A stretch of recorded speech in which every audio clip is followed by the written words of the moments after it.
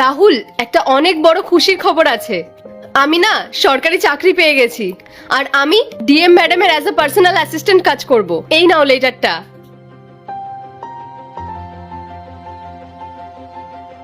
কি সত্যি? বাহ, এটা তো খুব ভালো কথা। ভাই তুই তাড়াতাড়ি যা, রামুর দোকানে গিয়ে অনেকগুলো মিষ্টি কিনে নিয়ে আয়। আজকে পাড়ার সবাইকে মিষ্টি খাওয়াবো। এই দাঁড়াও, এখন কি আমি ওই রামুর দোকানের মিষ্টি খাবো? আমার একটা স্ট্যান্ডার্ড আছে। আর শোনো, তুমি যদি আমার সাথে থাকতে চাও না, তাহলে তোমার আমাকে 1 কোটি টাকা দিতে হবে। মেঘা, তুমি এসব কি বলছো? আমিও ইউপিএসসি পড়তে চেয়েছিলাম, আর তুমি সিভিল সার্ভিস করতে চাও বলে আমি আমার স্বপ্নটাকে স্যাক্রিফাইস করে তোমাকে পড়িয়েছিলাম। আজকে তোমার এই চাকরি পাওয়ার পেছনে সব থেকে বড় সাপোর্ট আমি তোমাকে করেছিলাম। ইনফ্যাক্ট আমি আমার স্বপ্নটাকে পর্যন্ত স্যাক্রিফাইস করে দিয়েছিলাম। এই, তোমার এই নাটক বন্ধ করো তো। তুমি একজন সামান্য চাষি, আর আমি এখন ডিএম ম্যাডামের পার্সোনাল অ্যাসিস্ট্যান্ট।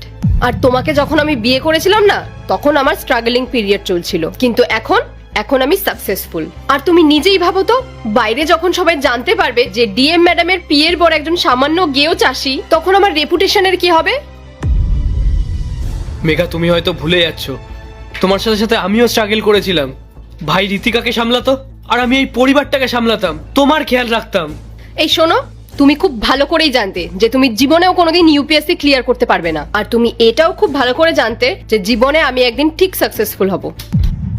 তখন তুমি আর তোমার এই গোটা ফ্যামিলি আমার ঘাড়ে বসে খাবে। এই শোনো, আমি আর তোমার কোনো এক্সট্রা কথা শুনতে চাই না। হয় তুমি আমাকে ডিভোর্স দাও, না হলে 1 কোটি টাকা দাও। মেঘা, এর থেকে যদি তুমি আমার কাছ থেকে সরাসরি ডিভোর্স চাইতে না, আমি তাও মেনে নিতাম।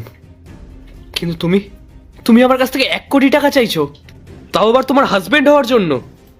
হ্যাঁ একদম, ডিএম ম্যাডামের পিয়ের হাজবেন্ড হওয়ার জন্য না, ফিস এটা। আর তুমি যদি সেটা না দিতে পারো, তাহলে আমাকে ডিভোর্স দিয়ে দাও। তোমাকে ডিভোর্স দিয়ে না আমি অন্য একজনকে বিয়ে করব, যার নাকি আমাকে ওই 1 কোটি টাকা দেওয়ার ক্ষমতা থাকবে। ঠিক আছে মেঘা, আমার স্ত্রী আমার কাছ থেকে ডিভোর্স নিতে চায়। সে শুধুমাত্র তার স্বার্থ সিদ্ধি করার জন্য আমার সাথে ছিল। এখন যখন তার স্বার্থ মিটে গেছে, তখন সে আমাকে ছেড়ে চলে যেতে চায়। এমনকি এমনকি আমার ছোট বাচ্চাটাকে আমার কাছ থেকে আলাদা করে দিতে চায়। বাহ, খুব ভালো কাজ করেছো তুমি। না না রাহুল, তুমি ভুল ভাবছো। আমি ওকে তোমার থেকে আলাদা করব না। ওকে তুমি তোমার সাথেই রেখে দাও। সামনে এখন আমার একটা সুন্দর ফিউচার রয়েছে।